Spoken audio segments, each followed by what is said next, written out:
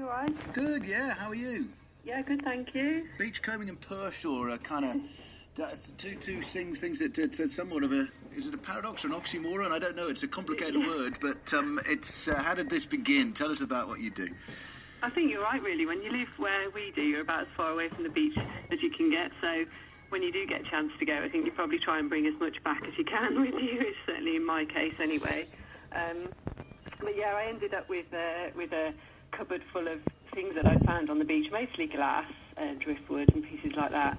And during the pandemic, really, last year when I was furloughed, I just found myself, like most people, at a bit of a loose end and not really sure what to do. And I found the inspiration really from the stuff that I had in the cupboard and decided to give it a go. And so you'd always picked a few bits and pieces up. That bit wasn't new. You'd seen a bit of a magpie sort of approach to your beach walks.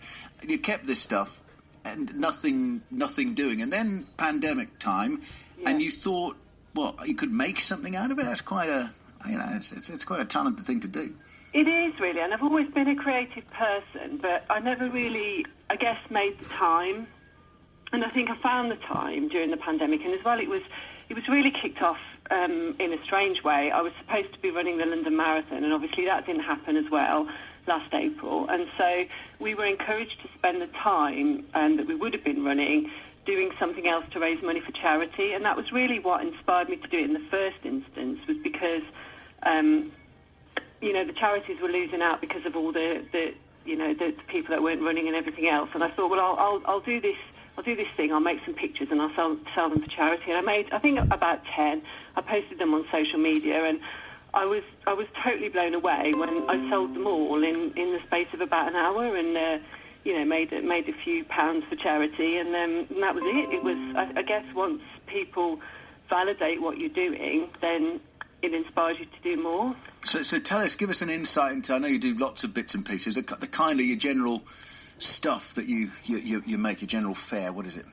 Well, I started off with the pictures, and as I say, once people started to give me great feedback on those, my confidence with that grew, and now I've started to solder bits of glass together and make models, which was a bit of a learning curve because I did go through 2 soldering irons before I mastered the art, I will admit, but so I've done that and started to make a few mosaics recently and bits and pieces of jewellery, and I think really now I've found my creativity just kind of keeps on growing. As people feed back, I just keep trying new things. It's beautiful. Your stuff, which is the is the Folksy website the best one for people to go to? Which is the best one? I sell my things through Folksy, which is an online craft platform for UK makers, and I have also a Facebook page called Craft Happy. So if people wanted to search for Craft Happy on Facebook, then they'd find a link to my Folksy shop, and I do sell them through Folksy. It's kind of a replacement for normal craft fairs, because we can't obviously do that at the moment. But it was an online platform as well, and it's a very big and well-known one. So I sell a lot of stuff through there. And so it's a combination of what, your own creations and bespoke stuff too.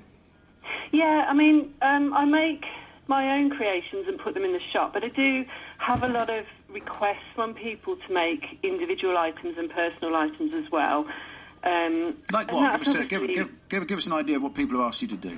Well, I mean, during the pandemic, there was a lot of people getting in touch saying they'd lost people, and that was quite sad, but also quite an honour to do that. And they wanted mementos and keepsakes, and things like that, which was obviously quite sad. But at the same time, people also ask me to make things for friends and family and loved ones, to show people how much they mean to them and how grateful they are for their support during really difficult times and those sorts of things. So sometimes it might be a little picture with a quote on, or something that means something to them, or it's difficult to know because people kind of connect in their own personal way with something that I've made. So, those would be some examples of things I do quite a lot. Well, that is lovely.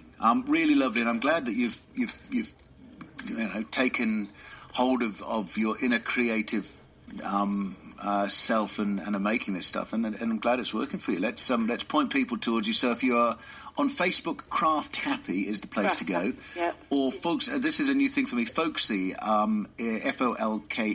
This is like a craft forum selling place for crafty people, right? Yeah, there's lots of people on there from all over the UK. And so if you're interested in this kind of thing and inspirations from glass being found whilst beachcombing in the UK, Craft Happy on Folksy as well. Hey, brilliant. Thank you, Helen. Thank you, Andrew. Really good to hear about it. I'm really glad that it's working for you, and I hope that people perhaps look you up. Thank you. Thanks for letting me talk to you. Absolutely. Have a great day. Thank you.